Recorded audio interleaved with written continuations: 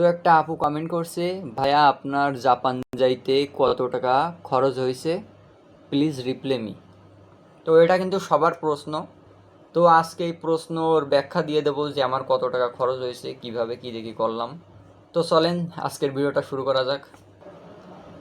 আসসালামু আলাইকুম। অনেকের অনেক ধরনের প্রশ্ন, তো তার মধ্যে একটা কমন প্রশ্ন যে ভাই আপনার জাপানে আসতে স্টুডেন্ট বিষয়ে কত লাখ টাকা লাগছে বা কত খরচ হয়েছে। তো অনেক দিন ধরে দেখতেছি এই কমেন্টটা বেশি, তো ভাবলাম আজকে আপনাদের প্রশ্নের উত্তরটা দিয়ে দিই। ভাবছিলাম যে একটু দেরিতে ভিডিওটা দেব, কারণ এখন সবাই একসাথে থাকি তো ওইভাবে ভিডিও করার সময় হয় না। আর হলো 4 জন একসাথে থাকতে হলে ওইভাবে ভিডিও করা যায় না, একজন এক এক কাজে ব্যস্ত থাকে। আমি কিন্তু সব খাতায় লিখে নিছি যে আমার কোন জায়গায় কত কেমন খরচ হয়েছে। তো একটা একটা করে বলি। তো প্রথমে জাপানে আসতে হলে আপনার অবশ্যই ল্যাঙ্গুয়েজ শেখা লাগবে। তো ল্যাঙ্গুয়েজ শিখতে হলে আপনার কিন্তু একটা এজেন্সি ধরা লাগবে। তো এজেন্সিতে আপনার কিন্তু ভাষা শেখা লাগবে। তো আমার ভাষা শিখতে লাগছে 15,000 টাকা। আমি এই যেগুলো বলবো সব আপনারা যোগ করে জানাবেন যে কত খরচ হয়েছে। তখন কিন্তু আপনারা নিজেরাই বুঝতে পারবেন যে আমার টোটাল কত খরচ হয়েছে। তো আমার ভাষা শিখতে লাগছে 15,000 টাকা।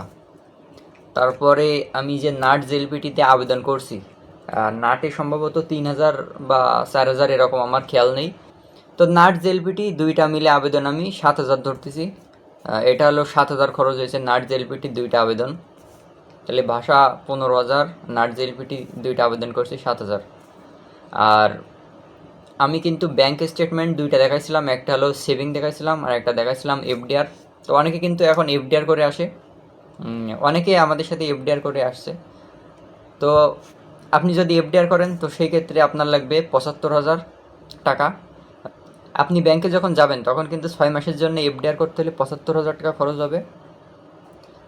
আপনার স্কুল সিলেক্ট হওয়ার পর যে ফাইল প্রসেসিং করবেন ওই সময় কিন্তু এজেন্সি 30 থেকে 35,000 টাকা নেই। তো আমার নিয়েছিল 30,000 টাকা। তো এই যে জাপানে ফাইল পাঠানোর সময় ফাইল প্রসেসিং ফি কিন্তু 30,000 নিয়েছিল। তো তারপরে আমার অফার লেটার আসে, সিইও আসে। তো সিইও আসার পরে আমার স্কুলে কিন্তু টিউশন ফি দেওয়া লাগে, টিউশন ফি সহ ডরমিটরি ফি। তো সেই জায়গায় আমার দিয়েছিলাম 6,50,000 টাকা। ওই জায়গায় টিউশন ফি দিয়েছিলাম। তারপরে জাপানে আসার পরে কিন্তু আবার 81,000 ইয়েন দেওয়া লাগছিল।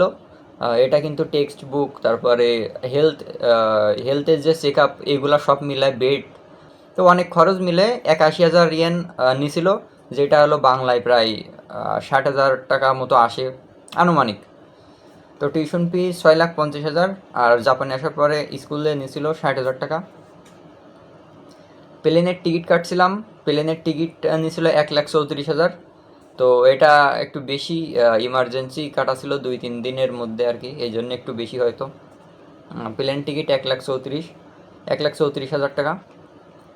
আর এজেন্সি চার্জ, এক এক এজেন্সি এক এক ধরনের চার্জ করে। তো আমার কাছ থেকে নিয়েছিল 1,10,000 টাকা। এটা হলো এজেন্সি চার্জ। আর আপনারা জানেন যে স্টুডেন্ট বিষয়ে আসতে হলে কিন্তু আপনি সাথে সাথে জব পাবেন না, সেক্ষেত্রে কিন্তু আপনার আসার সময় কিছু টাকা নিয়ে আসা লাগে। টাকা ভাঙায় মানে ইয়েন নিয়ে আসা লাগে আর কি। তো অনেকে আনে, কেউ আনে 1 লাখ, 1.5 লাখ, 2 লাখ আনে। তো আমি আনছিলাম 1,80,000 ইয়েন, যেটা বাংলা টাকায় নিয়েছিল 1,52,000 টাকা। 51 কি 52, 52 সম্ভবত, 1,52,000 টাকা দিয়ে আনছিলাম 1,80,000 ইয়েন। এই 1,80,000 ইয়েন এটা কিন্তু খরচের মধ্যেই পড়ে, কারণ আপনি জাপানে এসে ওইগুলা কিন্তু খরচ করবেন। তো এটাও কিন্তু ওর সাথে অ্যাড করা উচিত আমার মনে হয়। আর লাস্টে কেনাকাটা কেনাকাটা করছিলাম প্রায় 40-50 হাজার বা 50,000 টাকাই ধরা যাক। আমি কেনাকাটা করছিলাম 50,000 টাকা। তারপর আমি কিছুই কিনতে পারিনি। আমার শুধু জাস্ট মাইনাসের জ্যাকেট, হাত মোজা, পা মোজা, টুপি, গ্লাভস, তারপরে মাইনাসের জ্যাকেট, হুডি, এইগুলাই এই সব মিলায়ে নিছিল কত, 10 থেকে 11 হাজার টাকা নিছিল বাংলা টাকাই। তো ঢাকার থেকে নিছিলাম এটা। সেই সময় গরমকাল চলতেছিল, তো অন্য জায়গায় তো পাবো না ঢাকায় ছাড়া, কারণ ঢাকায় হলো সব ধরনের জিনিসপত্র পাওয়া যায় গরম। তো ঢাকায় যেহেতু আন্তর্জাতিক বিমানবন্দর, সেই জায়গার থেকে কিন্তু সবাই ফ্লাই করে, তো ওই জায়গার থেকে কিন্তু কেনাকাটা করে। তো এই জন্য কিন্তু ঢাকায় সব ধরনের পাওয়া যায়, যে শীতের গরমের, সেটা গরমকাল হোক বা শীতকাল হোক। তো কেনাকাটায় গেছিলো আমার 50,000 টাকা। তো এই যে সব মিলায়ে এখন হিসেব করেন তাইলে কিন্তু আমার বেরিয়ে আসবে কত টাকা খরচ হয়েছে। তো আমি এই যে হিসাবটা দিলাম, এই হিসাবটা কিন্তু আনুমানিক 13 বা 13.5 বা 14 এরকম আসছে। এখন এর বাইরেও অনেক খরচ ছিল, সেগুলো কিন্তু আমার এখন খেয়াল নেই। তার মধ্যে আরেকটা বলতে ভুলে গেছি, অফার লেটার জমা দেওয়ার জন্য যখন অ্যাপয়েন্টমেন্ট ডেট নেবেন তখন কিন্তু আপনার 2,000 না 2,500 ওরকম টাকা লাগে। তো এরকম অনেক টাকা রয়েছে, সেগুলোর কথা আমার মনে নেই। তো একদিন হিসাব করছিলাম তো আরও বেশি আসছিল।